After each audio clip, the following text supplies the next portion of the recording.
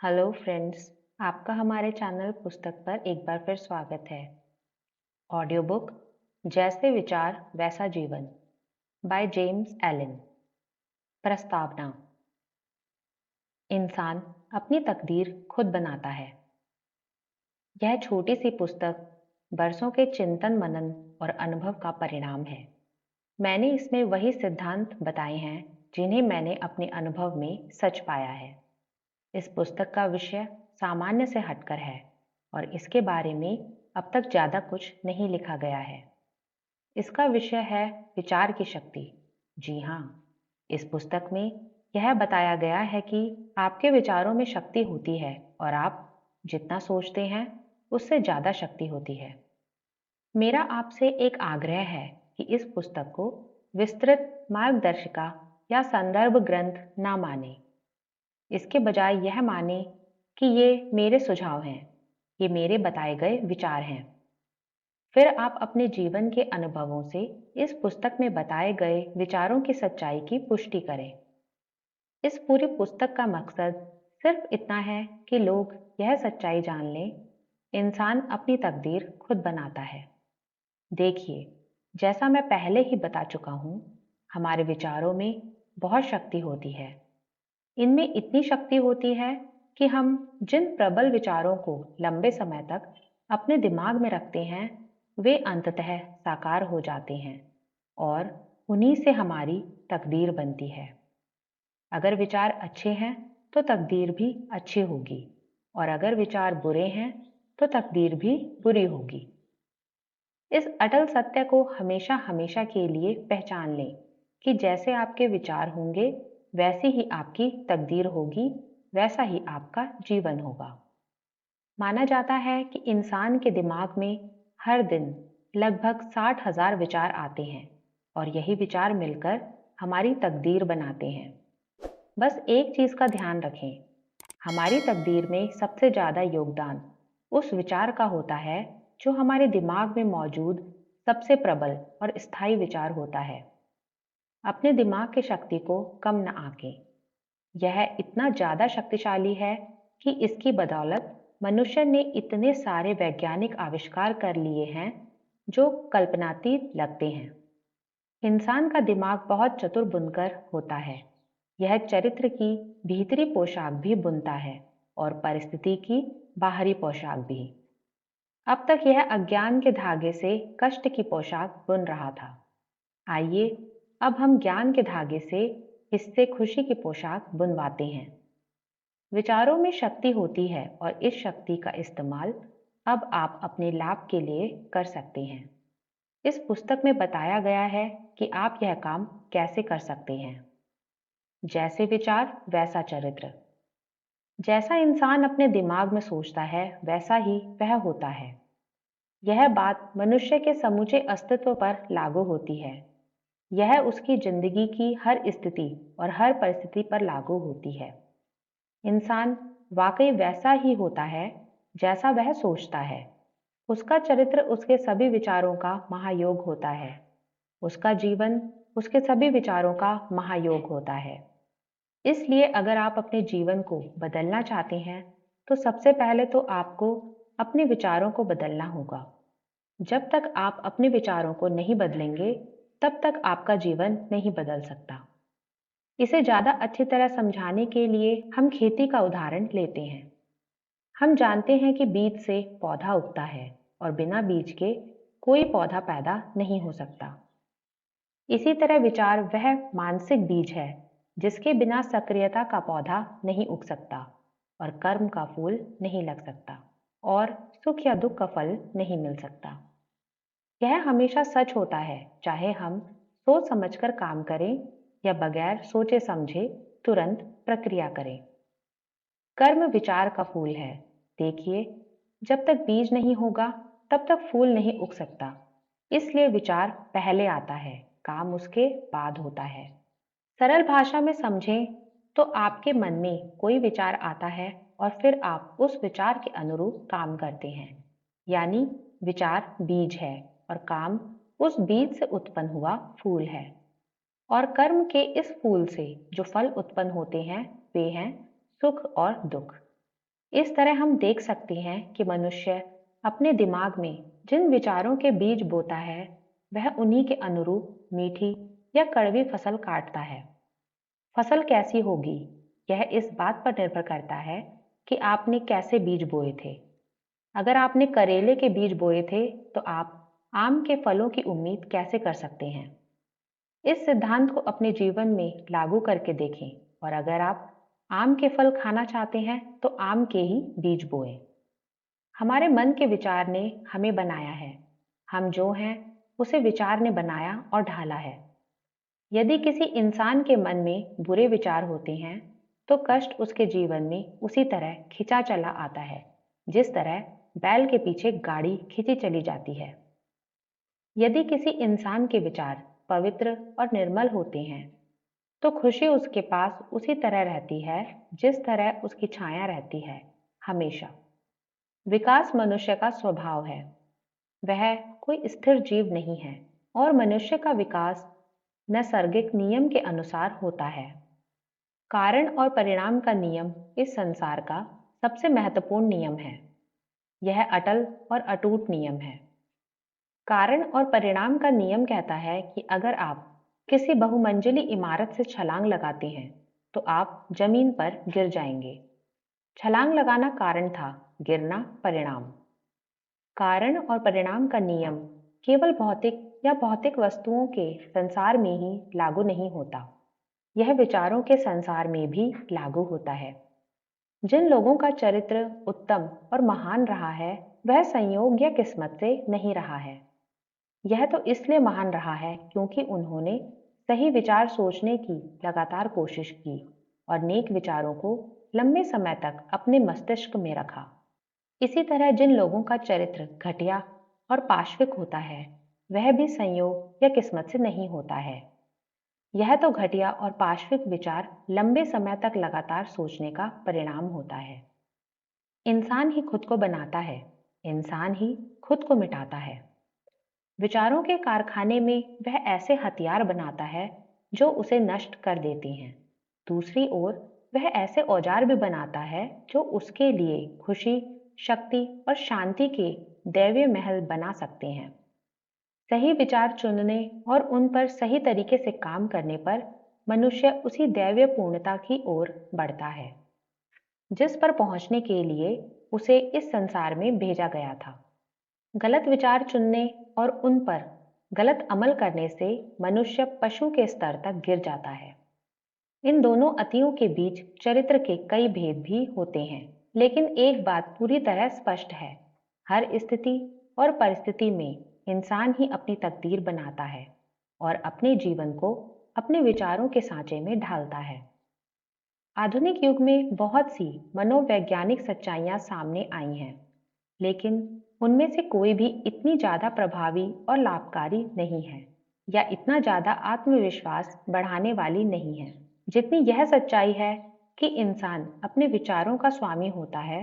वह अपने चरित्र का सांचा खुद गढ़ता है, और इस तरह वह अपनी परिस्थितियों, परिवेश तथा तकदीर का निर्माता होता है। आपके जैसे विचार होंगे, वैसा ही आपका चरित्र होगा, और जैसा आपका चरित्र होगा, वैसी ही आपकी परिस्थितियां होंगी। यानी अगर आप अपनी परिस्थितियों से संतुष्ट हैं, तो आपको अपने विचारों को बदलने की कोई जरूरत नहीं है।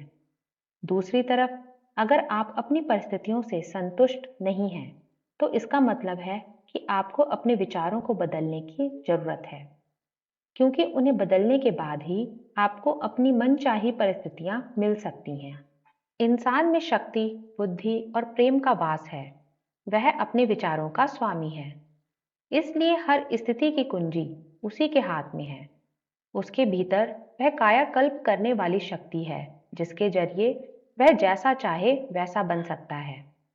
इंसान खुद को अपने मन चाहे सांचे में ढाल सकता है, और यह काम वह एक पल में कर सकता है, जब वह अपने विचारों या मानसिकता को बदलने का निर्णय ले। इंसान हमेशा स्वामी होता है, सबसे कमजोर और हीन अवस्था में भी। लेकिन कमजोर और हीन अवस्था में वह मूर्ख स्वामी होता है, जो अपने घर का खराब संचालन करता है और अपने ही हाथों घर में आग लगा लेता है। दूसरी तरफ जब इंसान अपनी स्थिति के बारे में सोच विचार करता है और अस्तित्व के नियम यानी विचार के नियम पर मेहनत से चलता है, तो वह समझदार स्वामी होता है। यह समझदार स्वामी अपनी बुद्धि का इस्तेमाल करके अपनी ऊर्जा को दिशा देता है और अपने विचारों को लाभकारी क्षेत्रों में लगाता है, जिससे उसे सुखद परिणाम मिलते हैं। इस स्थिति में मनुष्य चेतन स्वामी बन जाता है, लेकिन मनुष्य ऐसा तभी बन सकता है जब वह अपने भीतर विचार के नियम खोज ले। यह खोज पूरी तरह से अमल, आत्मविश्लेषण और अनुभव पर निर्भर करती है। सिर्फ खोजने और खुदाई करने से ही सोना और हीरे मिलते हैं। इंसान भी अपने अस्तित्व से जुड़ी हर सच्चाई खोज सकता है। शर्त सिर्फ इतनी है कि उसे अपनी आत्मा की खान में गहराई तक खुदाई करनी होगी और इस काम में लगन से जुटे रहना होगा। इस तरह खुदाई करने के बाद उसे इस सच्चाई का पता चलेगा कि वह अपने चरित्र का निर्माता है। अपने जीवन का साँचा उसी ने बनाया है और वही अपनी तकदीर लिख रहा है। इस तरह देखने पर उसके सामने बिना किसी शक के यह साबित हो जाएगा कि उसे अपने विचारों पर नजर रखनी चाहिए, उन्हें नियंत्रित करना चाहिए और बदलना चाहिए, क्योंकि उसके विचार का उस पर, दूसरों पर और उसकी जिंदगी व परिस्थितियों पर कितना गहरा असर हो रहा है। इंसान को यह जांच पड़ताल धैर्य से करनी चाहिए। उसे कारण और परिणाम के नियम के दृष्टिकोण से इस पर विचार करना होगा। अगर वह अपने विचारों को पहचान लेगा, नियंत्रित कर लेगा और बदल लेगा, तो उसके सामने यह साबित हो जाएगा कि वह सचमुच अपने चरित्र का निर्माता है, अपने जीवन का शिल्पी है और अपनी तकदीर का स्वामी है। तब उसे पता चल जाएगा कि उसके जीवन की हर घटना, चाहे वह कितनी ही छोटी क्यों ना हो, आत्मज्ञान हासिल करने का साधन है। इसी से समझ, बुद्धि और शक्ति मिलती है। दैवीय नियम भी इसी दिशा में संकेत करता है। जो खोजता है वह पाता है, जो द्वार खटखटाता है उसके लिए द्वार खुल जाता है। धैर्य, अभ्यास और सतत संकल्प से ही मनुष्य ज्ञान के मंदिर में दाखिल हो सकता है। जैसे विचार वैसी परिस्थितियां। हम इंसान के दिमाग को बगीचे जैसा मान सकते हैं। इसे या तो समझदारी से तैयार किया जा सकता है या अनियंत्रित तरीके से इसके हाल पर छोड़ा जा सकता है। बहरहाल, चाहे हम इसे तैयार करें या इसके हाल पर छोड़ें, हमें परिणाम जरूर मिलेंगे। अगर हम कोई उपयोगी बीज नहीं डालते हैं, तो उस बगीचे में खरपतवार के बेकार बीज आकर उगने लगेंगे और एक वक्त ऐसा आएगा जब यह खरपतवार पूरे बगीचे पर कब्जा जमा लेगी। इस संसार का एक विचित्र सत्य यह है कि बुरी चीजें बड़ी आसानी से हमारे पास आ जाती हैं, जबकि अच्छी चीजों को अपने पास लाने के लिए हमें मेहनत करनी पड़ती है। इसी तरह बुरी आदतें डालने में ज्यादा समय नहीं लगता, लेकिन अच्छी आदतें डालने में समय लगता है। बुरी परिस्थितियां अपने आप आ जाती हैं, लेकिन परिस्थितियों को बेहतर बनाने के लिए हमें मेहनत करनी होती है। अगर आप अपने जीवन की परिस्थितियों को बेहतर बनाना चाहते हैं, तो यह बात गांठ बांध लें। आप अपने विचारों को बेहतर बनाए बिना अपने जीवन की परिस्थितियों को बेहतर नहीं बना सकते। जिस तरह माली बगीचे की योजना बनाता है, उसे खरपतवार से मुक्त रखता है और अपनी इच्छा के अनुसार फल फूल उगाता है, उसी तरह मनुष्य को भी अपने दिमाग के बगीचे की निरंतर देखभाल करनी चाहिए। उसे सभी गलत, बेकार और अशुद्ध विचारों को खरपतवार की तरह उखाड़ फेंकना चाहिए। उसे सही, उपयोगी और पवित्र विचारों के फल फूलों का अंत तक ध्यान रखना चाहिए। इस प्रक्रिया के दौरान इंसान को देर सबेर यह पता चल जाता है कि वह अपनी आत्मा का माली है और अपने जीवन का निर्माता निर्देशक है। उसके सामने विचार का नियम प्रकट होता है और वह ज्यादा सटीकता से यह समझने लगता है कि प्रबल विचार और प्रबल मस्तिष्क के शक्तिशाली तत्व चरित्र, परिस्थितियों और तकदीर को किस तरह आकार देते हैं। विचार और चरित्र एक ही हैं। जैसा हम देख चुके हैं, विचारों से चरित्र बनता है और चरित्र परिवेश व परिस्थिति के रूप में प्रकट होता है। इसका अर्थ यह है कि इंसान के जीवन की बाहरी परिस्थितियां हमेशा उसकी आंतरिक अवस्था के पूरे तालमेल में होंगी, जैसा अंदर वैसा बाहर। बाहरी परिस्थितियां आंतरिक परिस्थितियों का प्रतिबिंब होती हैं, लेकिन इसका यह मतलब नहीं है कि मनुष्य की परिस्थितियां हमेशा उसके पूरे चरित्र का सूचक होती हैं। इसका मतलब तो यह है कि वे परिस्थितियां गहराई में उसके भीतर मौजूद किसी प्रबल विचार से जुड़ी होती हैं, जो हाल फिलहाल उसके विकास के लिए अनिवार्य है। हर इंसान जहां भी है, अपने विचारों की बदौलत ही है। उसने अपने चरित्र में जो विचार बनाए हैं, वे ही उसे वहां लाए हैं। जिंदगी में संयोग जैसी कोई चीज नहीं होती। हर चीज एक ऐसे नियम का परिणाम है जिससे कभी गलती नहीं हो सकती। यह उन लोगों के बारे में भी सच है जो अपने माहौल से अलग थलग महसूस करते हैं, और उनके बारे में भी जो अपने माहौल से संतुष्ट हैं। विकासशील प्राणी होने के नाते हर इंसान अपनी वर्तमान जगह पर इसलिए है ताकि वह विकास कर सके। जब वह किसी परिस्थिति के भीतर मौजूद सबक सीख लेता है, तो वह परिस्थिति चली जाती है और उसकी जगह पर दूसरी परिस्थितियां आ जाती हैं। इसलिए अगर आप नकारात्मक परिस्थितियों को जल्दी दूर करना चाहते हैं, तो सबक सीखते रहें। जब तक इंसान खुद को बाहरी परिस्थितियों के अधीन मानता रहता है, तब तक वह परिस्थितियों के थपेड़े खाता रहता है। लेकिन जब उसे इस बात का एहसास हो जाता है कि उसके जीवन का सृजन करने की शक्ति उसी के पास है, तो वह अपने विचारों के जरिए अपने मनचाहे जीवन का सृजन कर लेता है। जब इंसान को यह पता चल जाता है कि वह मनचाहे बीज बोकर परिस्थितियों की मनचाही फसल पैदा कर सकता है, तो वह सच्चे अर्थों में अपना स्वामी बन जाता है। परिस्थितियां विचार से पैदा होती हैं। जिस भी इंसान ने आत्मनियंत्रण और आत्म शुद्धिकरण का अभ्यास किया है, उसे यह बात देर सबेर पता चल जाती है, क्योंकि इस दौरान वह गौर करता है कि उसकी बाहरी परिस्थितियों में केवल उतना ही परिवर्तन हुआ जितना उसकी मानसिक स्थिति में हुआ था, ना उससे कम, ना उससे ज्यादा। यह बात 16 आने सच है कि जब मनुष्य गंभीरता से अपने चरित्र के दोष दूर करने में जुट जाता है और इस दिशा में तेजी से तरक्की करता है, तो बाहरी दुनिया में भी उसकी तरक्की की रफ्तार तेज हो जाती है। आत्मा अपने भीतर छिपे सबसे गोपनीय तत्व के अनुरूप सक्रिय होती है और बाहरी संसार में इसी को आकर्षित करती है। उसे भी जिससे यह प्रेम करती है और उसे भी जिससे यह डरती है।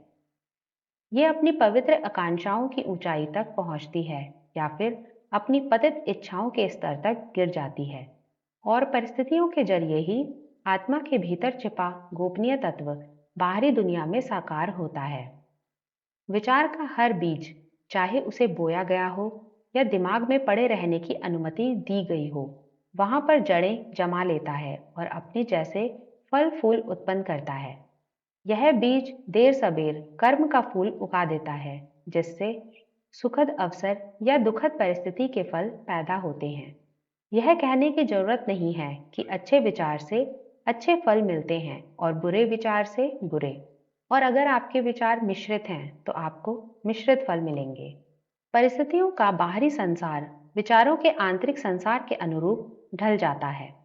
एक बात याद रखें, इंसान के जीवन में सुखद और दुखद दोनों किस्म की बाहरी परिस्थितियां होती हैं, और इन दोनों तरह की परिस्थितियों से अंततः इंसान का भला हो सकता है, क्योंकि फसल काटने वाला माली सुखद और दुखद दोनों तरह की परिस्थितियों से कुछ ना कुछ सीख सकता है। और जैसा हम पहले ही बता चुके हैं, परिस्थितियां हमारे जीवन में इसलिए आती हैं ताकि विकास की प्रक्रिया में हम उनके सबक सीख लें। जब हम सबक सीख लेते हैं तो वे फिर चली जाती हैं और लौटकर नहीं आती हैं।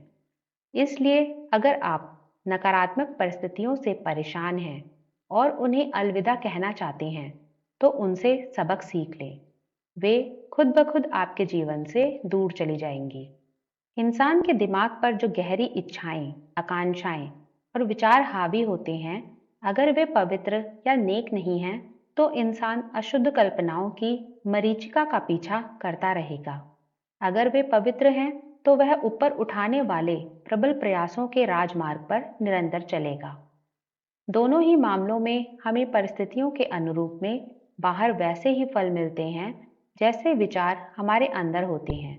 विकास और अनुरूपता के नियम हर जगह हर समय काम करते हैं। इंसान किस्मत या हालात की वजह से जेल खाने या गरीब खाने में नहीं पहुंचता है, बल्कि अपने घटिया विचारों और बुरी इच्छाओं की वजह से पहुंचता है। भली मानसिकता वाला कोई व्यक्ति कभी किसी बाहरी शक्ति के तनाव के वशीभूत होकर अचानक अपराध में लिप्त नहीं होता है। दरअसल वह आपराधिक विचार उसके मन में काफी समय से गोपनीय रूप से दबा हुआ था और सही अवसर आने पर यह पूरी संग्रहित शक्ति के साथ सामने आ गया। परिस्थितियां इंसान को नहीं बनाती हैं, वे तो सिर्फ उसके असल स्वरूप को सामने लाती हैं। पाप के दलदल में उतरने और इससे जुड़े कष्ट भोगने के लिए बाहरी परिस्थितियां जिम्मेदार नहीं होती हैं। बुनियादी वजह तो पापी इच्छाएं हैं। इसी तरह पुण्य के आसमान तक पहुंचने और इससे जुड़ा सुख भी पुण्य की इच्छाओं को मजबूत बनाए बिना संभव नहीं है। विचार का स्वामी होने की बदौलत मनुष्य खुद का निर्माता है और अपने परिवेश का रचयिता है, और अपनी तकदीर की इबादत वह खुद लिखता है। पृथ्वी पर अपनी यात्रा के हर कदम में मनुष्य अपने विचारों से मेल खाने वाली परिस्थितियों को आकर्षित करता है। वे परिस्थितियां उनके विचारों की शुद्धता या अशुद्धता, शक्ति और कमजोरी का प्रतिबिंब होती हैं। इंसान उस चीज को आकर्षित नहीं करता जिसे वह चाहता है, वह तो उस चीज को आकर्षित करता है जैसा वह अंदर से सचमुच होता है। हो सकता है कि हमें यह लगे कि उसकी मनोकामना, आवेग और महत्वाकांक्षा हर कदम पर परास्त हो रही है, लेकिन सच तो यह है कि उसे अपने सबसे गहरे विचारों और इच्छाओं का परिणाम मिलता है, चाहे वे अच्छे हों या बुरे। हमारी किस्मत या बदकिस्मती की बागडोर हमारे ही हाथ में होती है। यह हमारे विचारों से तय होती है। इंसान अपने पैरों की बेड़ियां खुद डालता है। विचार और कर्म तकदीर के जेलर हैं। यदि विचार और कर्म हीन हो तो वे इंसान को कैद कर देते हैं। अगर वे उदात्त हों तो वे इंसान को मुक्त कर देते हैं। इस तरह वे स्वतंत्रता के देवदूत भी बन सकते हैं। इंसान जिस चीज की इच्छा और प्रार्थना करता है वह उसे नहीं मिलती। उसे तो वही मिलता है जिसका वो वाकई हकदार होता है। उसकी इच्छाओं और प्रार्थनाओं का जवाब तभी मिलता है और वे तभी पूरी होती हैं जब वे उसके विचारों और कामों के तालमेल में होती हैं। अगर ये सच है तो फिर हम परिस्थितियों के खिलाफ संघर्ष क्यों करते हैं? देखिए, इंसान लगातार दिल में गोपनीय कारण पालता रहता है, लेकिन उनकी वजह से बाहर उत्पन्न परिणामों के खिलाफ लड़ता रहता है। ये अंदरूनी गोपनीय कारण कोई दुर्गुण या अचेतन कमजोरी हो सकती है। बहरहाल, कारण चाहे जो हो, ये इंसान की कोशिशों को सफल नहीं होने देता जब तक कि उसे सुधारना लिया जाए।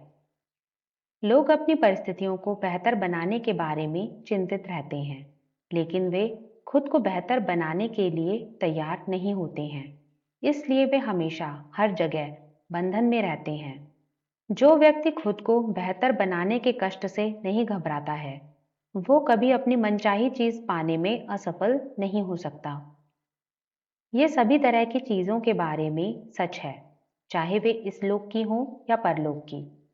जिस व्यक्ति का इकलौता मकसद दौलत हासिल करना है, उसे भी मनचाही मंजिल तक पहुंचने से पहले बहुत से त्याग करने होते हैं। जरा सोचें उस व्यक्ति को कितने ज्यादा त्याग करने होंगे जो सशक्त और संतुलित जीवन पाना चाहता है। यहाँ एक आदमी को देखें जो बहुत ही गरीब है। वो अपने परिवेश और घरेलू सुख सुविधाओं को बेहतर बनाने की बहुत चिंता करता है, लेकिन इस दौरान वो अपनी नौकरी में कामचोरी करता है, मक्कारी करता है और अपने मालिक को धोखा देता है। वो ये मानकर चलता है कि अगर उसका मालिक उसे कम वेतन दे रहा है तो कामचोरी करना और मालिक को धोखा देना पूरी तरह से जायज और तर्कसंगत है। ऐसा व्यक्ति सच्ची दौलत के सिद्धांतों की बुनियादी बातें ही नहीं समझता है।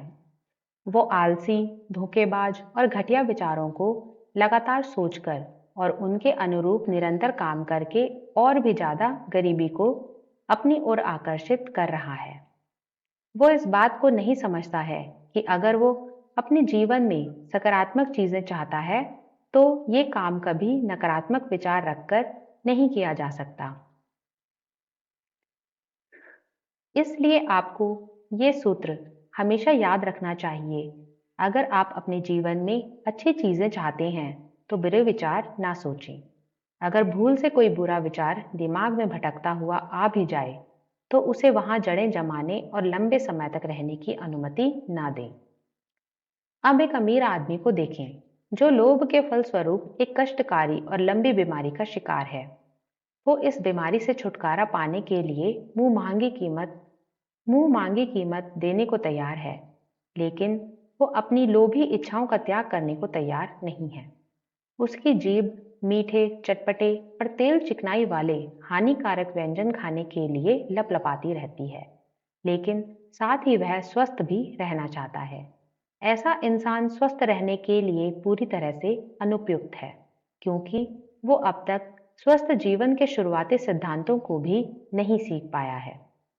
यहाँ मजदूरों का एक मालिक है जो चालबाजी करके और छल कपट से अपने मजदूरों को सरकारी न्यूनतम वेतन से भी कम वेतन देता है, क्योंकि उसे लगता है कि इस तरह उसे ज्यादा लाभ होगा।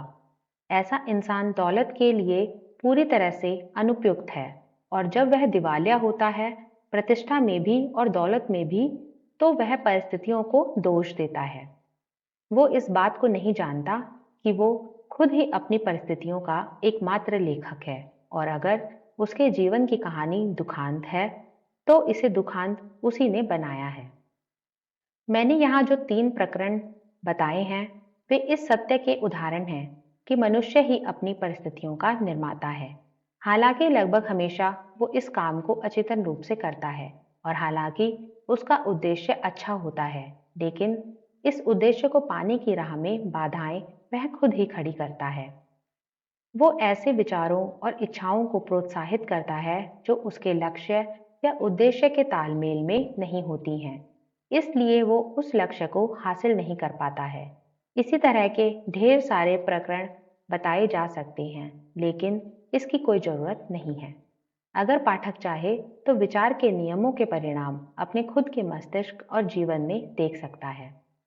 बहरहाल परिस्थितियां इतनी जटिल होती हैं, विचार की जड़ें इतनी गहरी होती हैं, और लोगों की खुशी की परिभाषा इतनी अलग-अलग होती है कि मनुष्य की समूची आत्मिक, मानसिक व शारीरिक परिस्थितियों का मूल्यांकन कोई दूसरा केवल अपने जीवन के बाहरी पहलू को देखकर नहीं कर सकता।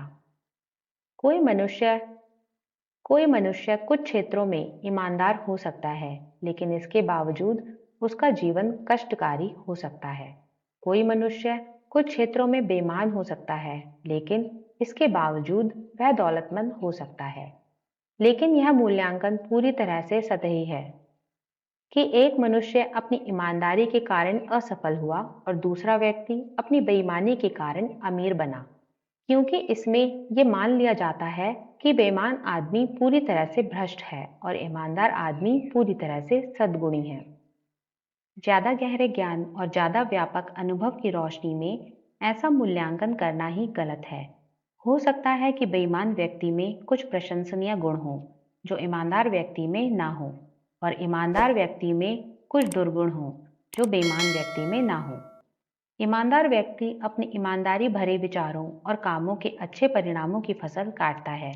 साथ ही वो अपने दुर्गुणों की वजह से उत्पन्न हुए कष्ट भी भोगता है। इसी तरह बेईमान व्यक्ति भी अपनी खुद की खुशी और कष्ट उत्पन्न करता है। इंसान का अहम यह विश्वास करने से खुश होता है कि वह अपने सद्गुण की वजह से कष्ट उठा रहा है। बहरहाल, जब तक मनुष्य हर बीमारी, कटु और अशुद्ध विचार को अपनी आत्मा से बाहर न निकाल दे, तब तक वो ये जानने या कहने की स्थिति में नहीं आ सकता कि उसके कष्ट उसके दुर्गुणों के नहीं कि उसके कष्ट उसके दुर्गुणों के नहीं, सद्गुणों के परिणाम हैं। कुछ समय बाद ही उसे यह पता चल जाएगा कि उसके मस्तिष्क और जीवन में एक महान नियम काम कर रहा है, जो पूरी तरह न्यायपूर्ण है। ये नियम कभी बुराई के बदले भलाई नहीं दे सकता, और ये नियम कभी भलाई के बदले बुराई भी नहीं दे सकता। इस ज्ञान के सहारे जब वो पलटकर अपने अतीत को देखेगा तो समझ जाएगा कि पहले वो अज्ञानी था, इसलिए ये नहीं देख पाया कि उसकी जिंदगी हमेशा न्यायपूर्ण नियम पर चली है। उसे पता चल जाएगा कि उसके अतीत के सभी अच्छे बुरे अनुभव उसी के विकासशील और अविकसित स्वरूप के सिर्फ बाहरी परिणाम थे। अच्छे विचारों और कामों से अच्छे विचारों और कामों से कभी बुरे परिणाम उत्पन्न नहीं हो सकते। बुरे विचारों और कामों से कभी कभी अच्छे परिणाम उत्पन्न नहीं हो सकते। इसका मतलब है कि मक्का से सिर्फ मक्का उग सकती है, गाजर गाजर घास से सिर्फ गाजर घास। नैसर्गिक संसार नैसर्गिक संसार नैसर्गिक संसार या कृषि के क्षेत्र में तो इंसान इस नियम को समझता है और इसके अनुरूप काम करता है, लेकिन मानसिक और नैतिक जगत में बहुत कम लोग इसे समझ पाते हैं। हालांकि वहां भी यह उतने ही सीधे और अचूक तरीके से काम करता है, इसलिए वे इसके अनुरूप काम नहीं करते हैं। कष्ट हमेशा किसी क्षेत्र में गलत विचार का परिणाम होता है। यह इस बात का संकेत है कि इंसान अपने अस्तित्व के नियम के तालमेल में नहीं है। कष्ट का एकमात्र और सर्वोच्च उपयोग है इंसान को शुद्ध करना, यानी उसके भीतर की हर बेकार और अशुद्ध चीज को जलाना। पूरी तरह शुद्ध होने के बाद पवित्र और शुद्ध व्यक्ति के कष्ट खत्म हो जाते हैं, और यह पूरी तरह से तार्किक है। मलिन पदार्थ के हटने के बाद सोने को आग में तपने में क्या तुक है।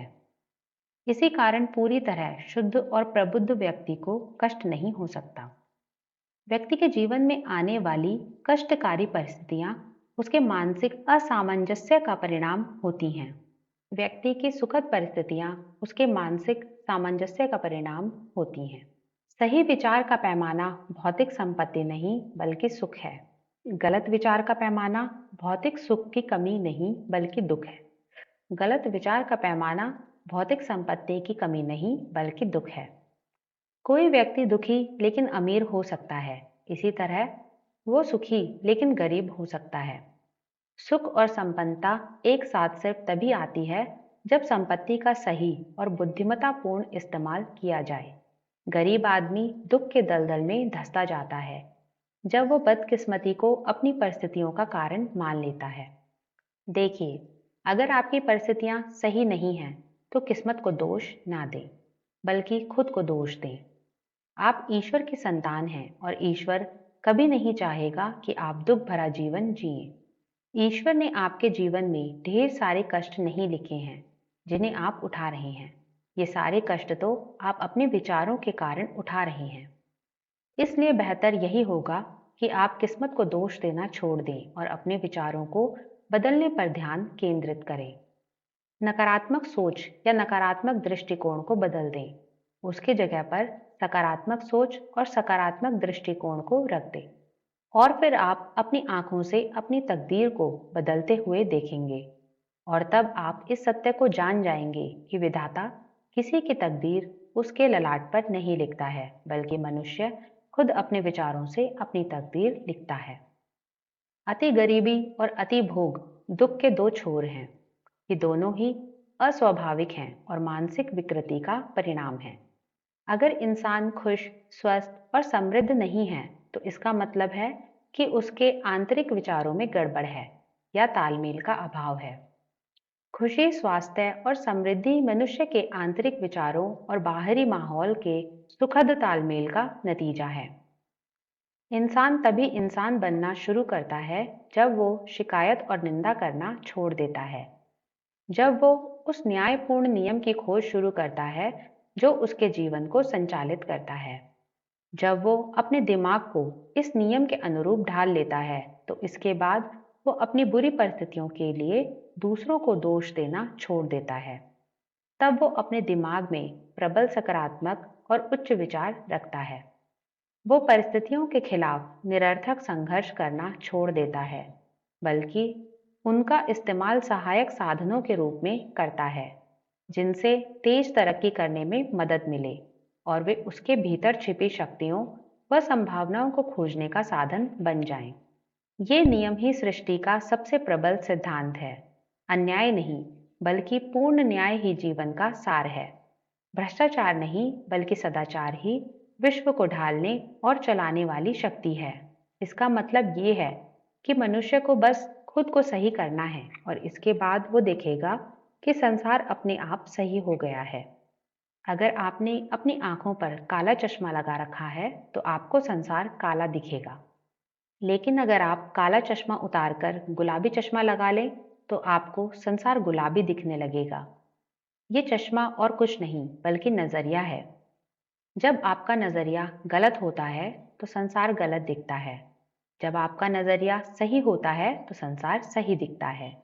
जब आप काले रंग के लिए संसार को कोस रहे थे, तो संसार के साथ कोई समस्या नहीं थी।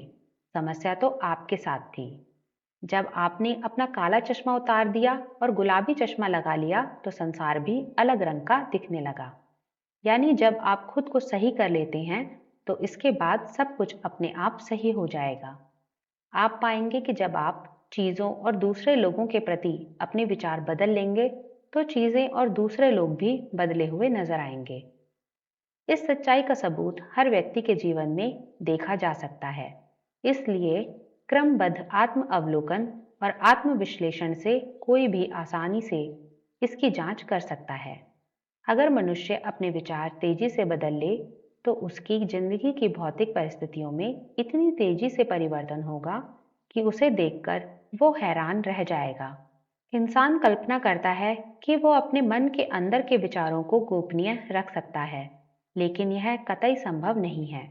विचार तेजी से आदत में ढल जाता है और आदत परिस्थिति में साकार हो जाती है। पाश्विक विचार शराबखोरी और लोलुपता की आदतों में ढल जाते हैं, जो दीनता और बीमारी की परिस्थितियों में साकार होती हैं। हर किस्म के अशुद्ध विचार दुर्बल और दुविधापूर्ण आदतों में ढल जाते हैं, जो विचलित करने वाली और विपरीत परिस्थितियों में साकार होती हैं। डर, शंका और अनिर्णय के विचार कमजोर, लचर तथा डुलमुल आदतों में ढल जाते हैं, जो असफलता, दरिद्रता और दासता की परिस्थितियों में साकार होती हैं। आलसी विचार अस्वच्छता और झूठ बोलने की कमजोर आदतों में ढल जाते हैं, जो मलिनता और भीख मांगने की परिस्थितियों में साकार होती हैं। नफरत और निंदा के विचार दोषारोपण व हिंसा की आदतों में ढल जाते हैं, जो चोट और उत्पीड़न की परिस्थितियों में साकार होती हैं। हर किस्म के स्वार्थपूर्ण विचार खुद के स्वार्थ को आगे बढ़ाने वाली आदतों में ढल जाते हैं, जो कम या अधिक दुखद परिस्थितियों में साकार होती हैं। दूसरी ओर सभी किस्म के सुंदर विचार लाभकारी और अच्छी आदतों में ढल जाते हैं, जो लाभकारी व सुखद परिस्थितियों में साकार होती हैं। पवित्र विचार संयम और आत्मनियंत्रण की आदतों में ढल जाते हैं, जो शांति और सुखचैन की परिस्थितियों में साकार होती हैं। साहस, आत्मनिर्भरता और सही निर्णय के विचार मर्दाना आदतों में ढल जाते हैं, जो सफलता, प्रचुरता और स्वतंत्रता की परिस्थितियों में साकार होती हैं। ऊर्जावान विचार स्वच्छता और मेहनत की आदतों में ढल जाते हैं, जो सुरुचिपूर्ण परिस्थितियों में साकार होती हैं। विनम्र और क्षमावान विचार विनम्रता की आदतों में ढल जाते हैं, जो संरक्षात्मक परिस्थितियों में साकार होती हैं। प्रेमपूर्ण और निस्वार्थ विचार दूसरों की खातिर खुद को भूलने की आदतों में ढल जाते हैं, जो अचूक, सच्ची और स्थायी समृद्धि की परिस्थितियों में साकार होती हैं। चाहे विचार अच्छा हो या बुरा, अगर उसके प्रवाह में लगातार बहा जाए, तो चरित्र और परिस्थितियों में इसके परिणाम अवश्य उत्पन्न होंगे। ऐसा होना तय है, ऐसा न होना असंभव है। देखिए, इससे हम ये महत्वपूर्ण बात सीख सकते हैं कि कोई इंसान प्रत्यक्ष रूप से तो अपनी परिस्थितियों को नहीं चुन सकता, लेकिन वो अपने विचारों को चुनकर अप्रत्यक्ष रूप से अपनी परिस्थितियों को बेहतर बना सकता है। अगर आप अपनी परिस्थितियों को बेहतर बनाना चाहते हैं, तो आपको मालूम है कि उसके लिए आपको क्या करना होगा। आपको बेहतर विचारों को चुनना होगा, खास तौर पर उस क्षेत्र में जिस क्षेत्र में आप तेज तरक्की करना चाहते हैं। अगर आप दौलत के क्षेत्र में सबसे ज़्यादा तरक्की करना चाहते हैं, तो दौलत के बारे में सकारात्मक और अच्छे विचार सोचें। अगर आप स्वास्थ्य के क्षेत्र में सबसे ज़्यादा तरक्की करना चाहते हैं, तो स्वास्थ्य के बारे में सकारात्मक और अच्छे विचार सोचें। ध्यान रहे, आपको बाकी क्षेत्रों में भी सकारात्मक और अच्छे विचार ही सोचना है, लेकिन जिस क्षेत्र में आप सबसे ज़्यादा तरक्की करना चाहते हैं, उस क्षेत्र में आपको ये काम ज़्यादा शिद्दत से और ज़्यादा निरंतरता से करना चाहिए। इंसान अपने अंदर के जिन विचारों को सबसे ज़्यादा शिद्दत से महसूस करता है और प्रोत्साहित करता है, प्रकृति उन्हें साकार करने में हर इंसान की मदद करती है। प्रकृति उसके सामने ऐसे अवसर पेश करती है जिससे उसके सबसे प्रबल विचार ऊपर सतह तक आ जाएं, चाहे वे अच्छे हों या बुरे। व्यक्ति अपने पापी विचार छोड़कर तो देखे, सारी दुनिया उसके प्रति नरम पड़ जाएगी और उसकी मदद करने के लिए तैयार होगी। वो अपने कमजोर और बीमार विचार दूर हटाकर तो देखे, उसके दृढ़ संकल्प की मदद करने के लिए हर तरफ अवसर ही अवसर प्रकट हो जाएंगे। वो अपने अच्छे विचारों को प्रोत्साहित करके तो देखे, कोई भी बदकिस्मती उसे दुख और शर्म के दलदल में नहीं फंसा पाएगी। दुनिया बहुरंगी है और ये हर पल आपके सामने रंगों का अलग अलग मिश्रण पेश करती है, और ये रंग हमेशा आपके चलायमान विचारों की तस्वीरों के तालमेल में होते हैं। इंसान की इच्छा शक्ति, वो अदृश्य शक्ति, अमर आत्मा की संतान किसी भी लक्ष्य तक पहुंचने का रास्ता बना सकती है, भले ही रास्ते में पत्थर की दीवारें खड़ी हों। विलंब होने पर अधीर न हो, बल्कि समझदारों की तरह इंतजार करें, तो देवता भी कहना मानने के लिए तैयार होते हैं। जैसे विचार वैसा स्वास्थ्य। शरीर दिमाग का सेवक है। ये दिमाग के आदेश मानता है, चाहे उन्हें सोच विचार कर दिया जाए या फिर बिना सोचे समझे स्वचालित ढंग से दिया जाए। गलत विचारों के आदेश पर शरीर तेजी से रोग और नाश की ओर बढ़ने लगता है। प्रसन्न और सुंदर विचारों के आदेश पर यह युवा और सुंदर हो जाता है। परिस्थितियों की तरह ही रोग और सेहत की जड़ें भी विचार में ही होती हैं। बीमार विचार बीमारी के रूप में प्रकट हो जाते हैं। अगर आप किसी के प्रति दिल में दुर्भावना रख रहे हैं, तो हो सकता है कि यह हृदय रोग का कारण बन जाए। अगर आप क्रोध भरे विचार सोच रहे हैं, तो हो सकता है कि आपको ब्लड प्रेशर हो जाए। अगर आप चिंता कर रहे हैं, तो हो सकता है कि आपको कोई गंभीर रोग हो जाए। डर के विचार रिवॉल्वर की गोली की तरह इंसान की जान ले सकते हैं। ले क्या सकते हैं, ले रहे हैं। डर के विचार लगातार हजारों लोगों को मार रहे हैं, हालांकि उनकी रफ्तार गोली जितनी तेज नहीं है। जो लोग रोग से डर डर कर जीते हैं, उनके रोगी होने की आशंका बढ़ जाती है। चिंता पूरे शरीर के मनोबल को तेजी से कम कर देती है और इससे रोग को शरीर में दाखिल होने का मौका मिल जाता है। अशुद्ध, गलत और बुरे विचारों को अगर लगातार सोचा जाए, तो भले ही उन पर शारीरिक तौर पर अमल ना किया जाए, लेकिन इसके बावजूद वे जल्द ही इंसान के नर्वस सिस्टम को ध्वस्त कर देंगे। शक्तिशाली, शुद्ध और प्रसन्नता भरे विचार शरीर में स्फूर्ति और आनंद भरते हैं। शरीर एक नाजुक और लचीला साधन है जो विचारों की छोड़ी गई छाप पर फौरन प्रतिक्रिया करता है। विचार की आदतें, चाहे वे अच्छी हों या बुरी, इस पर अपना असर जरूर डालेंगी। देखिए, आपका मस्तिष्क 1.5 किलो से कम का होता है, लेकिन ये पूरे शरीर की 20 से 25% ऊर्जा का उपयोग करता है, और मस्तिष्क अपनी ऊर्जा का ज्यादातर उपयोग विद्युत संकेतों के आदान प्रदान में करता है।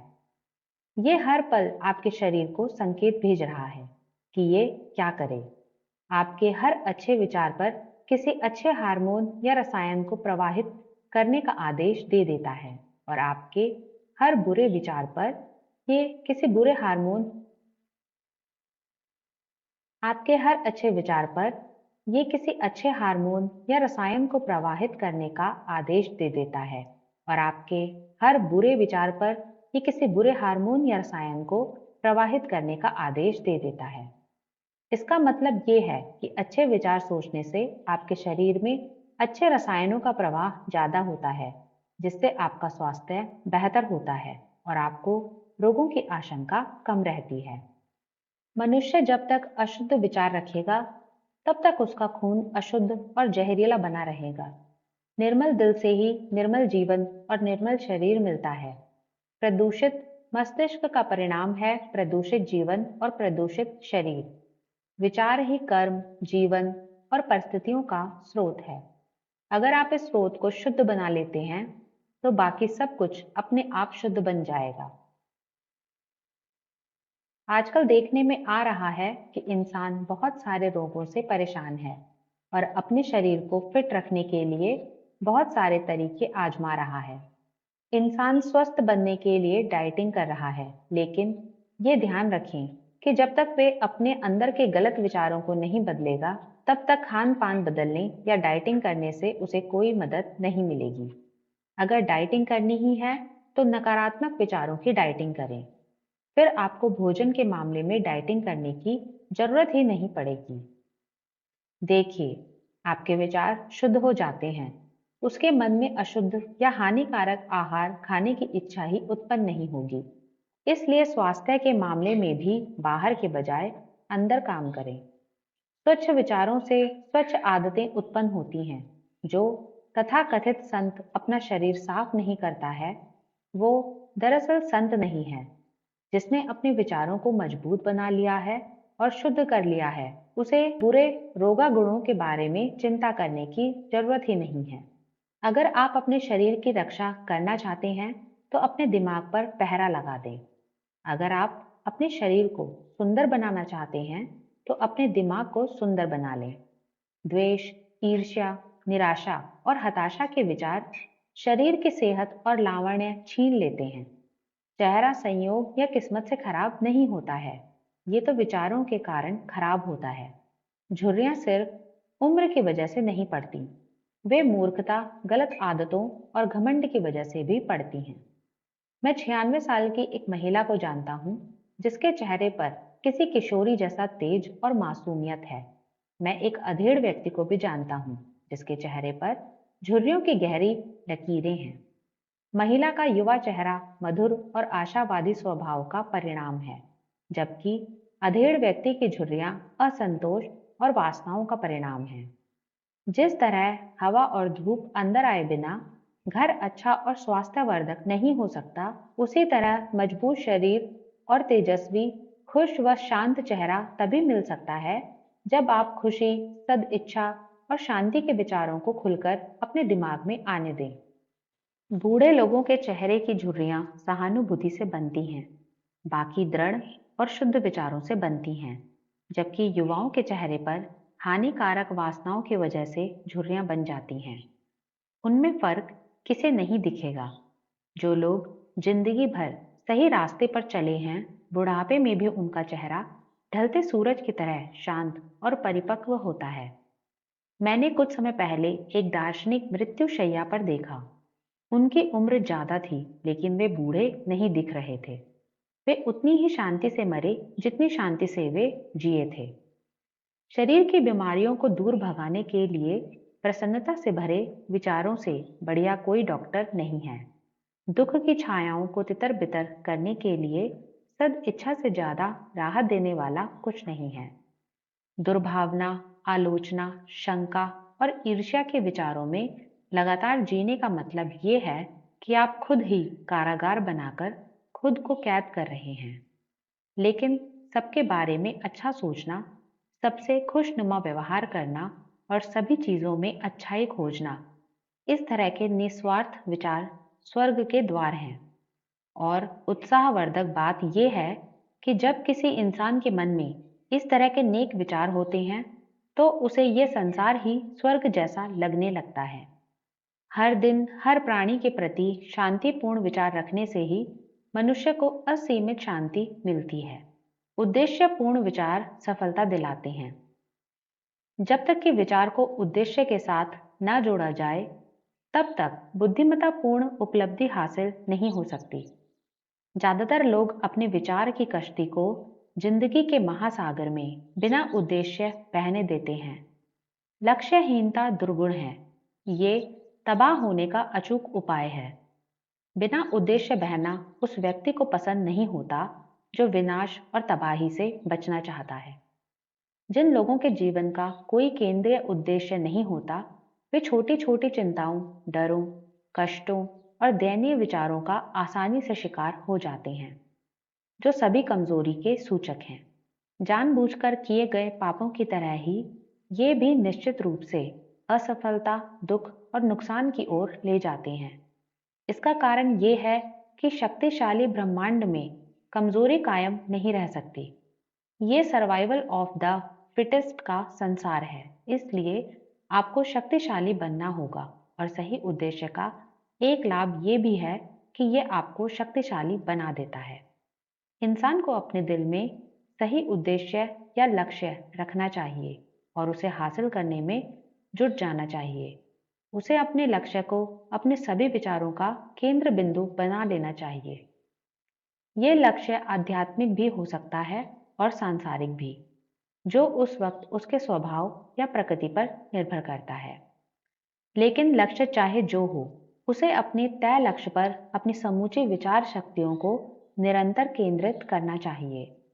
उसे इस लक्ष्य को हासिल करने को अपना सर्वोच्च कर्तव्य मानना चाहिए। उसे इस लक्ष्य तक पहुंचने के प्रति पूरी तरह समर्पित होना चाहिए। उसे अपने विचारों को अल्पकालिक सनक, इच्छाओं और कल्पनाओं में भटकने की अनुमति नहीं देनी चाहिए।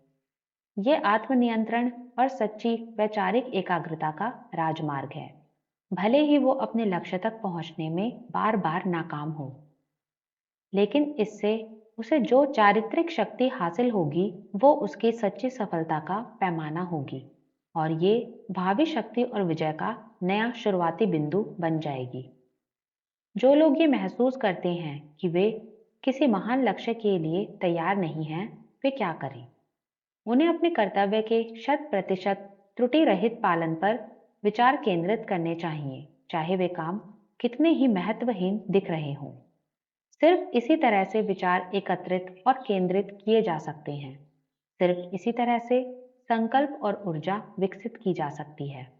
एक बार जब इसकी आदत पड़ जाती है, तो इसकी बदौलत आप संसार में सब कुछ हासिल कर सकते हैं।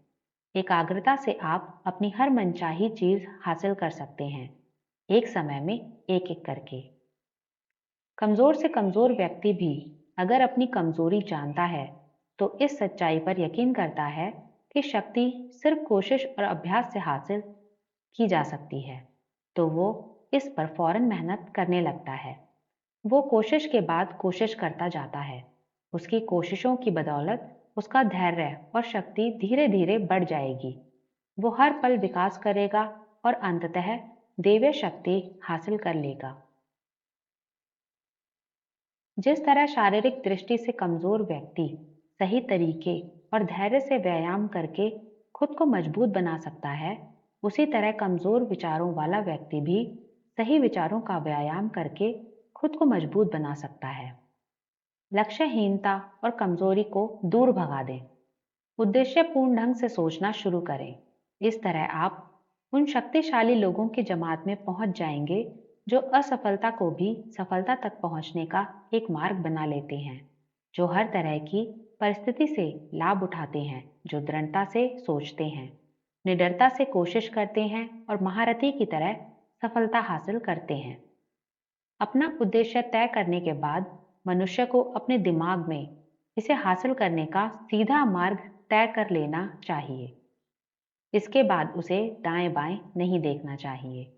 अगर आप पूर्व दिशा में जा रहे हैं, तो आपको पश्चिम दिशा की तरफ नहीं देखना चाहिए। आपको अपने अतीत पर अफसोस नहीं करना चाहिए या उसकी सुनहरी यादों को नहीं खोना चाहिए। इसके अलावा आपको उत्तर दिशा में भी नहीं देखना चाहिए कि वहां क्या चल रहा है। आपको दक्षिण दिशा में भी नहीं देखना चाहिए कि उस तरफ की सड़क ज्यादा अच्छी दिख रही है और आपकी चुनी हुई सड़क से ज्यादा आसान दिख रही है। अगर आपने पूर्व दिशा में जाने का लक्ष्य बना लिया है, तो सिर्फ पूर्व दिशा में ही आगे तक देखें, इधर उधर ना देखें। घोड़े की आंखों पर अगल बगल में पट्टी बांध दी जाती है ताकि वो इधर उधर की चीजों को देखकर विचलित ना हो, बल्कि अपने सामने की दिशा में चलने पर ध्यान केंद्रित करे। लक्ष्य केंद्रित इंसान को भी अपने लक्ष्य की दिशा में प्रगति करते समय ऐसा ही करना चाहिए। शंकाओं और डरों को दृढ़ता से दूर हटा दें। ये विघटनकारी तत्व हैं जो कोशिश की सीधी लीक को छोड़ देते हैं और इसे टेढ़ी मेढ़ी, अप्रभावी या बेकार बना देते हैं। शंका और डर के विचारों से कभी कोई चीज हासिल नहीं की गई है और कभी भी नहीं की जा सकती। ये हमेशा असफलता की ओर ले जाते हैं। शंका और डर रहने से उद्देश्य, ऊर्जा, काम करने की शक्ति और सभी शक्तिशाली विचार थम जाते हैं। देखिए, अगर आपके मन में शंका है, तो इसका मतलब है कि आपको खुद पर या ईश्वर पर विश्वास नहीं है। आत्मविश्वास की इस कमी की वजह से आप ज्यादातर समय दुविधा में रहेंगे और यही सोचते रहेंगे कि आप उस काम को कर पाएंगे या नहीं। अगर आप डर रहे हैं, तो इसका मतलब है कि आप उस उस काम को आधे अधूरे दिल से करेंगे और आधी अधूरी शक्ति से भी, क्योंकि आपको ये डर है कि कहीं आप गलत ना हो। शंका और डर एकाग्रता के शत्रु हैं। वे आत्मविश्वास के शत्रु हैं। जब तक ये शत्रु आपके दिमाग में डेरा डाले रहेंगे, तब तक आप अपने लक्ष्य तक पहुंचने के लिए पूरी ताकत और एकाग्रता से प्रयास नहीं कर पाएंगे।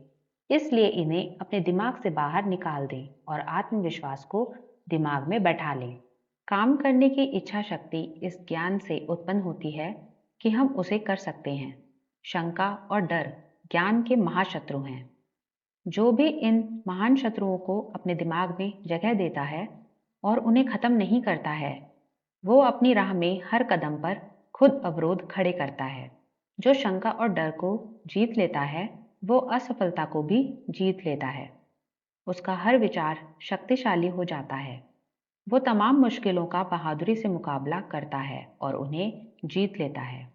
वो अपने उद्देश्यों के बीज सही समय पर बोता है और उनके फल असमय ही जमीन पर नहीं गिरते हैं। उद्देश्य से जुड़े साहसिक विचार में सृजनात्मक शक्ति होती है। जो मनुष्य ये बात जान जाता है, वो भटकते विचारों और हिचकोले खाती अनुभूतियों से ज्यादा ऊंचा और शक्तिशाली बनने के लिए तैयार होता है। जो ये कर लेता है, वो अपनी मानसिक शक्तियों का सचेतन और बुद्धिमत्तापूर्ण इस्तेमाल करता है और अपने चुने हुए क्षेत्र में सफलता हासिल करता है। इसलिए अगर आप अपने विचारों की शक्ति का पूरा लाभ लेना चाहते हो, तो इन्हें किसी लक्ष्य पर केंद्रित कर ले। विचार हर उपलब्धि की नींव है। इंसान कोई चीज हासिल करने में सफल होता है या असफल, ये उसके विचारों का सीधा परिणाम होता है। ये सृष्टि न्यायपूर्ण है। यहाँ असंतुलन पूर्ण विनाश की ओर ले जाता है। इसलिए सफलता या असफलता के लिए इंसान ही पूरी तरह जिम्मेदार होता है। इंसान की कमजोरी और शक्ति, उसकी शुद्धता और अशुद्धता उसकी खुद की होती है, किसी दूसरे की नहीं। इनके लिए कोई दूसरा नहीं, बल्कि वो खुद जिम्मेदार है। इसलिए इन्हें कोई दूसरा नहीं, बल्कि वह खुद ही बदल सकता है। उसकी परिस्थिति भी किसी दूसरे की नहीं, बल्कि उसकी अपनी है। उसके कष्ट और सुख अंदर से आते हैं। जैसा वो सोचता है, वैसा ही वो होता है। जैसा वो सोचता रहता है, वैसा ही वो बनता रहता है। जैसे विचार होंगे, वैसा ही जीवन होगा। अगर विचार उत्तम है, तो जीवन भी उत्तम होगा। अगर विचार निकृष्ट हैं, तो जीवन भी निकृष्ट होगा। शक्तिशाली व्यक्ति किसी कमजोर व्यक्ति की तब तक मदद नहीं कर सकता, जब तक कि कमजोर व्यक्ति अपनी मदद करना ना चाहे। और जब भी कमजोर व्यक्ति को खुद शक्तिशाली बनना होता है, उसे अपनी खुद की कोशिशों से वो शक्ति विकसित करनी होती है जिसे वो दूसरों में हसरत से देखता है।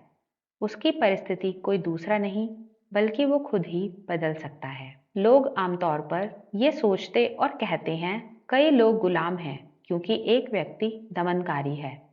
इसलिए आइए हम दमनकारी व्यक्ति से नफरत करते हैं। लेकिन इस मूल्यांकन की एक विपरीत प्रतिक्रिया भी होती है, जो अब बढ़ती जा रही है। ये प्रतिक्रिया कहती है, एक व्यक्ति दमनकारी इसलिए है क्योंकि कई लोग गुलाम हैं। इसलिए आइए हम गुलामों से नफरत करते हैं। सच्चाई तो ये है कि दमनकारी व्यक्ति और गुलाम अज्ञान में सहयोगी हैं। हालांकि वे एक दूसरे को कष्ट पहुंचाते नजर आते हैं, लेकिन दरअसल वे खुद को ही कष्ट पहुंचा रहे हैं। पूर्ण प्रेम दोनों अवस्थाओं में कष्ट को देख सकता है, इसलिए ये किसी की भी निंदा नहीं करता। पूर्ण करुणा दमनकारी और दमितों दोनों को गले लगाती है। जिसने कमजोरी पर विजय पाली हो और सभी स्वार्थपूर्ण विचारों को दूर धकेल दिया हो, वो ना तो दमनकारी होता है, ना ही दमित। वो पूरी तरह स्वतंत्र होता है। मनुष्य अपने विचारों को ऊपर उठाकर ही ऊपर उठ सकता है, जीत सकता है और उपलब्धि हासिल कर सकता है। वो अपने विचारों को ऊपर उठाने से इनकार करके कमजोर, दीन और दुखी बना रह सकता है। आप क्या करना चाहते हैं? ये पूरी तरह से आप पर और आपके चुनाव पर निर्भर करता है। कोई भी चीज हासिल करने से पहले, यहाँ तक कि सांसारिक चीजों के मामले में भी, इंसान को अपने विचार पाश्विक भोग से ऊपर उठाने होंगे।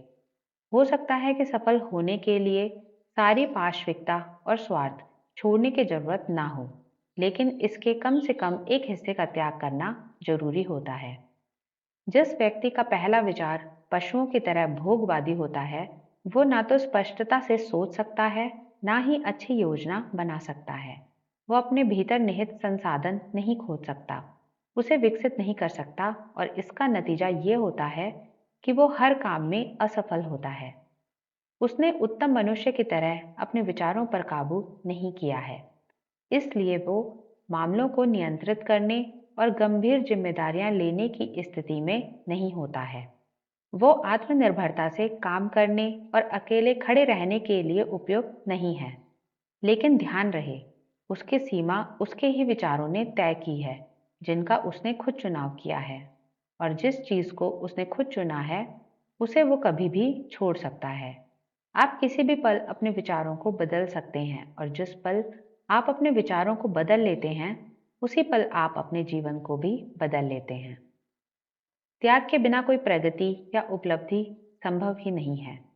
इंसान की सांसारिक सफलता इसी पैमाने पर नापी जाती है कि वो अपने दुविधापूर्ण पार्श्विक विचारों का कितना परित्याग करता है। वो अपनी योजनाओं के विकास पर अपने दिमाग को कितना केंद्रित करता है, और वो अपने संकल्प तथा आत्मनिर्भरता को कितना मजबूत बनाता है। वो अपने विचारों को जितना ज्यादा ऊपर उठाएगा, उतना ही ज्यादा सफल और सदाचारी होगा। उसे उतनी ही बड़ी सफलता मिलेगी और उसकी उपलब्धियां उतनी ही ज्यादा स्थायी होंगी। सृष्टि लोभी, बेईमान और पापी लोगों का साथ नहीं देती है। हालांकि कई बार ऊपर से सतही तौर पर ऐसा नजर आ सकता है। ये ईमानदार, निस्वार्थ और भले लोगों की मदद करती है। हर युग के महान उपदेशकों ने ये बात अलग अलग तरीके से कही है। अगर आप इसे साबित करना चाहते हैं और इसकी पुष्टि करना चाहते हैं, तो और कुछ ना करें। बस अपने विचारों को ऊपर उठाने और खुद को ज्यादा सद्गुणी बनाने का काम निरंतर करते चले जाएं। बौद्धिक उपलब्धियां ऐसे विचारों का परिणाम हैं जो ज्ञान की खोज या जीवन व प्रकृति में सौंदर्य और सत्य की खोज के प्रति समर्पित हैं। इस तरह की उपलब्धियां कई बार दंभ और महत्वाकांक्षा से जुड़ी हो सकती हैं, लेकिन ध्यान रहे, वे इन गुणों का परिणाम नहीं हैं। वे तो दीर्घकालीन और कष्टकारी कोशिशों का स्वाभाविक परिणाम है, और शुद्ध तथा निस्वार्थ विचारों का। आध्यात्मिक उपलब्धियां पवित्र आकांक्षाओं का उत्कर्ष हैं। जो इंसान लगातार महान और उच्च विचार सोचता है, जो शुद्ध और निस्वार्थ विचारों को अपने दिमाग में कायम रखता है, वो उसी तरह समझदार, चरित्रवान बनता है तथा प्रभाव व सौभाग्य के पद तक ऊपर उठता है, जिस तरह सूर्य आसमान में ऊपर उठता है या चंद्रमा पूर्ण बनाता है। किसी भी तरह की सफलता प्रयास का मुकुट और विचार का ताज है। आत्मनियंत्रण, संकल्प, पवित्रता, सत्य और अच्छे विचारों की मदद से इंसान ऊपर उठता है। पाशविकता, आलस, अशुद्धता, भ्रष्टाचार और दुविधापूर्ण विचारों की वजह से इंसान नीचे गिरता है।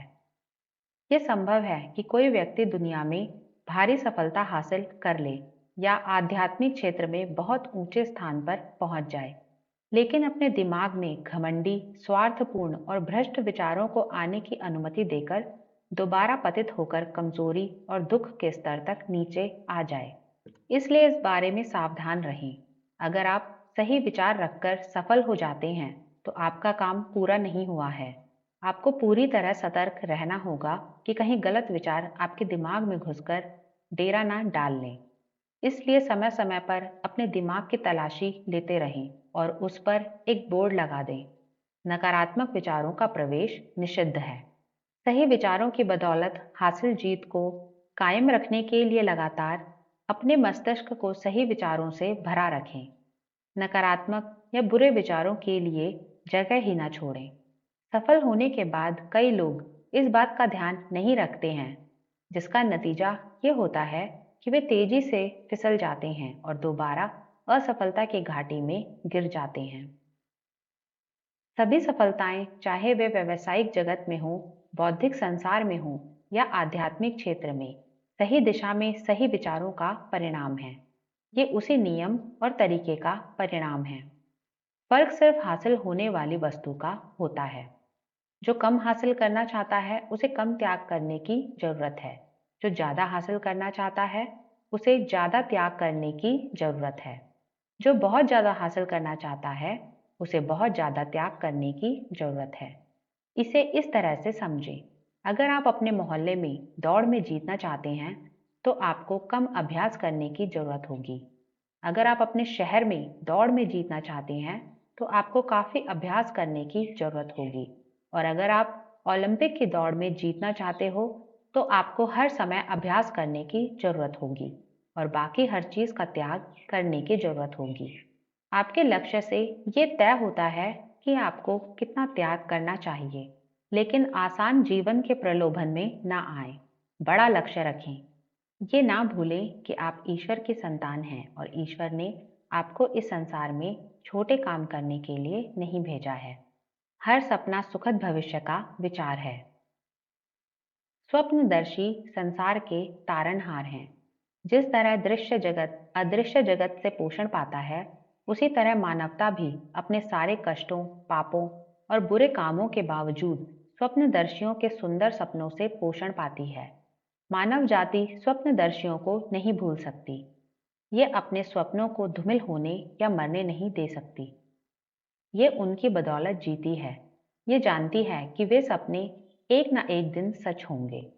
संगीतकार, मूर्तिकार, चित्रकार, कवि, दार्शनिक, संत, ये सभी पारलौकिक सर्जक हैं, स्वर्ग के शिल्पकार हैं।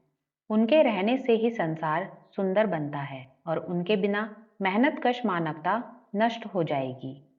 जो व्यक्ति अपने दिल में बड़ा सपना रखता है, वो एक न एक दिन उसे हासिल कर लेगा। कोलंबस ने दूसरी दुनिया खोजने का सपना संजोया था और उसने अंततः इसे खोज ही लिया। कॉपरनिकस ने ज्यादा बड़े ब्रह्मांड का स्वप्न संजोया था और आखिरकार उन्होंने उसे खोज लिया। गौतम बुद्ध ने बेदाग सौंदर्य और पूर्ण शांति के आध्यात्मिक जगत का स्वप्न देखा था और वे इसमें दाखिल हो गए। अपने सपने सजोएं, अपने आदर्श सहेजें। उस संगीत को सराहें जो आपके दिल के तार झंझनाता है। उस सुंदरता को सराहें जो आपके दिमाग में आकार लेती है और उस सौंदर्य को भी सराहें जिसमें आपके सबसे सुंदर विचार लिपटे हुए हैं, क्योंकि उन्हीं से सभी तरह की सुखद स्थितियां पैदा होंगी। उन्हीं से स्वर्ग जैसा संसार बनेगा। उनके प्रति सच्चे बने रहें, क्योंकि उन्हीं के बदौलत आपका मनचाहा संसार आखिरकार साकार होगा। इच्छा करने का मतलब है हासिल करना, आकांक्षा करने का मतलब है पाना। क्या मनुष्य की सबसे क्षुद्र इच्छाएं पूरी तरह संतुष्ट होंगी और उसकी सबसे पवित्र आकांक्षाएं पोषण की कमी के चलते भूखी रहेंगी? नियम इस तरह काम नहीं करता है। ऐसी स्थिति कभी नहीं हो सकती। बाइबल का नियम याद रखें, मांगे और पाएं। सपना देखने का मतलब है कि आप मांग रहे हैं। बार बार सपना देखने का मतलब है कि आप शिद्दत से मांग रहे हैं। लगातार सपना देखने का मतलब है कि आप उस चीज को 100% शिद्दत से मांग रहे हैं और आप खुद को उस पर केंद्रित कर चुके हैं। ऊंचे सपने देखें, क्योंकि आप जैसे सपने देखते हैं वैसे ही बनेंगे। आपका सपना इस बात का वादा है कि आप एक ना एक दिन वैसे ही बनेंगे। आपके मन में संजोया गया सपना एक भविष्यवाणी है जिसे आप एक दिन पूरी करेंगे। हर महान उपलब्धि पहले पहल एक सपना होती है। वृक्ष बीज में सोया रहता है, पक्षी अंडे में इंतजार करता है और आत्मा के सर्वोच्च स्वप्न में एक जागता हुआ देवदूत रहता है। सपने वास्तविकताओं के बीज हैं, क्योंकि सपने भविष्य के वे विचार हैं जो सही समय आने पर खुद को प्रकट कर देते हैं और मूर्त रूप में साकार हो जाते हैं। हो सकता है कि आपके हालात अच्छे ना हों, मगर वे बदल जाएंगे, बशर्ते आप सिर्फ एक लक्ष्य बना लें और उस तक पहुंचने की कोशिश करें। ऐसा हो ही नहीं सकता कि आप अंदर के संसार में तो यात्रा करें, लेकिन बाहर के संसार में स्थिर खड़े रहें। एक किशोर गरीबी और मजदूरी के जाल में फंसा हुआ था। वो रात दिन एक घटिया वर्कशॉप में काम करता था। उसे स्कूली शिक्षा नसीब नहीं हुई थी और वो सुसंस्कृत भी नहीं था। लेकिन उसने बेहतर चीजों के सपने देखे। उसने बुद्धि, परिष्कार, सौंदर्य और वरदानों के बारे में सोचा। उसने जीवन के आदर्श स्वप्न की कल्पना की और इसकी मानसिक तस्वीर बनाई। ज्यादा व्यापक मानसिक स्वतंत्रता और ज्यादा वृहद वैचारिक दायरा उस पर हावी हो गया। बेचैनी और असंतुष्टि ने उसे काम करने के लिए प्रेरित किया। नतीजा ये हुआ कि उसने अपना सारा खाली समय अपनी निहित शक्तियों और संसाधनों को बढ़ाने में लगा दिया। जल्द ही उसने अपनी मानसिकता को इतना बदल लिया कि वर्कशॉप का दायरा उसके लिए छोटा पड़ने लगा। ये उसकी मानसिकता के तालमेल में नहीं रहा। विचारों के अनुरूप न होने पर बाहरी परिस्थितियां जिंदगी से उसी तरह चली जाती हैं जिस तरह किसी कपड़े को उतार दिया जाता है। तब बड़े अवसर मिलते हैं जो उसकी बढ़ती शक्तियों के दायरे के अनुरूप होते हैं। बरसों बाद ये किशोर वयस्क बन गया। हम पाते हैं कि वो दिमाग की कुछ निश्चित शक्तियों का स्वामी बन चुका है, जिनके इस्तेमाल से वो पूरी दुनिया पर असर डालता है और अपने क्षेत्र में बेमिसाल बन चुका है। उसके कंधों पर बहुत बड़ी जिम्मेदारी है। उसके शब्दों से लोगों की जिंदगी बदल जाती है। लोग उसकी कही बातों पर अमल करते हैं और अपने चरित्र को नए सांचे में ढालते हैं। सूरज की तरह वो अटल केंद्र बन चुका है, जिसके चारों ओर असंख्य तकदीरें घूमती हैं। वो अपनी किशोरावस्था के सपने को साकार कर चुका है। इसी तरह आप भी अपने दिल के सपने को साकार कर सकते हैं, चाहे ये शुद्र हो या सुंदर या दोनों का मिश्रण हो। आप हमेशा उसकी ओर झुकेंगे जिससे आप मन ही मन सबसे ज्यादा प्रेम करते हैं। आप ही के विचारों के सटीक परिणाम आपके हाथों में रख दिए जाएंगे। आपको वही मिलेगा जिसके आप लायक होंगे, ना उससे कम ना उससे ज्यादा। आपका वर्तमान माहौल चाहे जैसा हो, आप अपने विचारों, अपने सपनों के अनुसार नीचे गिरेंगे, वहीं रहेंगे और ऊपर उठेंगे। आप अपने नियंत्रणकारी इच्छा जितने छोटे बनेंगे या अपनी प्रबल आकांक्षा जितने महान बनेंगे। अविचारी, अज्ञानी और आलसी लोग सिर्फ चीजों के मूर्त परिणाम को देखते हैं। वे अमूर्त कारणों पर गौर ही नहीं करते हैं, क्योंकि वे दिखाई नहीं देते हैं। इसी वजह से वे हमेशा तकदीर, किस्मत और संयोग का जिक्र करते रहते हैं। किसी आदमी को अमीर बनते देखकर वे कहते हैं, उसकी किस्मत कितनी अच्छी है। किसी को बौद्धिक योग्यता हासिल करते देखकर वे कहते हैं, उसे जन्मजात प्रतिभा मिली है। और किसी के संत जैसे चरित्र को दूसरों पर उसके प्रभाव को देखकर कहते हैं, संयोग ने हर मोड़ पर उसकी मदद की है। वे उन कष्टों, असफलताओं और संघर्षों को नहीं देख पाते हैं जिनके बाद ही इन लोगों को ये परिणाम मिले हैं। उन्हें इस बात का जरा सा भी अंदाजा नहीं होता कि सामने वाले ने कितने त्याग किए, कितनी निरंतर कोशिश की, कितनी आस्था रखी, जिसकी बदौलत उन्होंने अजय दिखने वाली मुश्किलों को पार करके अपने दिल के सपनों को साकार किया। लेकिन सामान्य लोग सफलता के पीछे के कष्टों और दुखों को नहीं देख पाते। उन्हें तो सिर्फ रोशनी और खुशी ही नजर आती है। वे इसे किस्मत का नाम दे देते हैं। वे लंबी और कष्टकारी यात्रा को नहीं देखते हैं, सिर्फ सुखद लक्ष्य तक पहुंचने की विजय गाथा को देखते हैं। इसलिए वे इसे आसानी से खुशकिस्मती कह देते हैं। ऐसे लोग प्रक्रिया को नहीं समझते हैं, बल्कि सिर्फ परिणाम को ही देखते हैं। इसलिए वे इसे संयोग का नाम दे देते हैं। सभी इंसानी मामलों में प्रयास होते हैं और उनके परिणाम होते हैं। प्रयास की शक्ति ही परिणाम का पैमाना है, संयोग पैमाना नहीं है। प्रतिभा और शक्तियां प्रयास के फल हैं। सभी भौतिक, बौद्धिक या आत्मिक उपलब्धियां प्रयास के फल हैं। उपलब्धि का मतलब है वो पूर्ण विचार जो पूर्णता तक पहुंचा, वो लक्ष्य जो हासिल हुआ और वो सपना जो साकार हुआ। जिस सपने को आप अपने दिमाग में महिमा मंडित करते हैं, जिस विचार को आप अपने दिल के सिंहासन पर बैठाते हैं, आप अपने जीवन को उसी के अनुरूप बनाते हैं।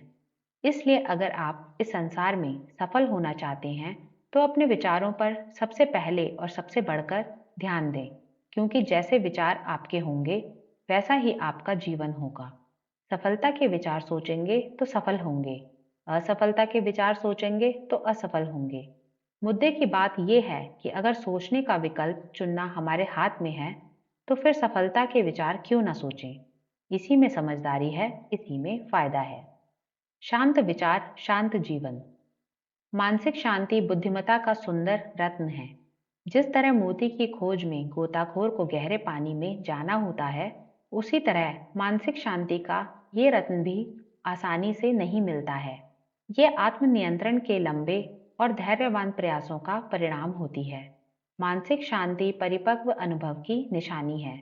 इससे पता चलता है कि वो व्यक्ति नियमों और विचार प्रक्रियाओं को सामान्य से ज्यादा अच्छी तरह समझता है।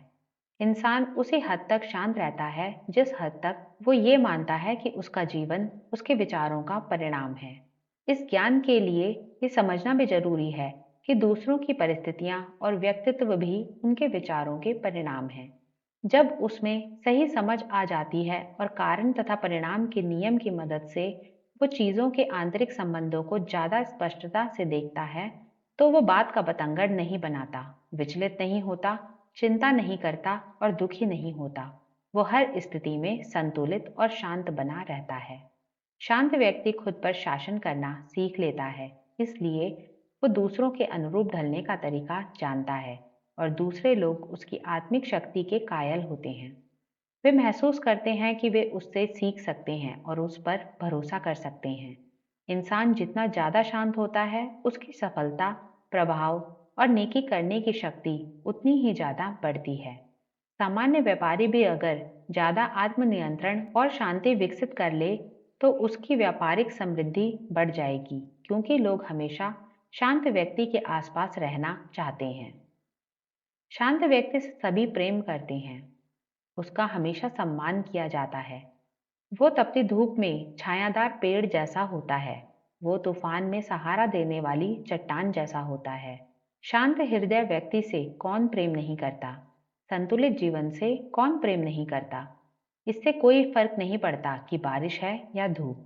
इससे भी फर्क नहीं पड़ता कि ऐसे लोगों के जीवन में कैसे परिवर्तन या परिस्थितियां आती हैं।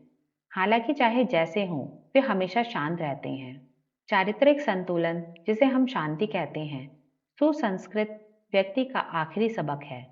ये जीवन का फूल और आत्मा का फल है।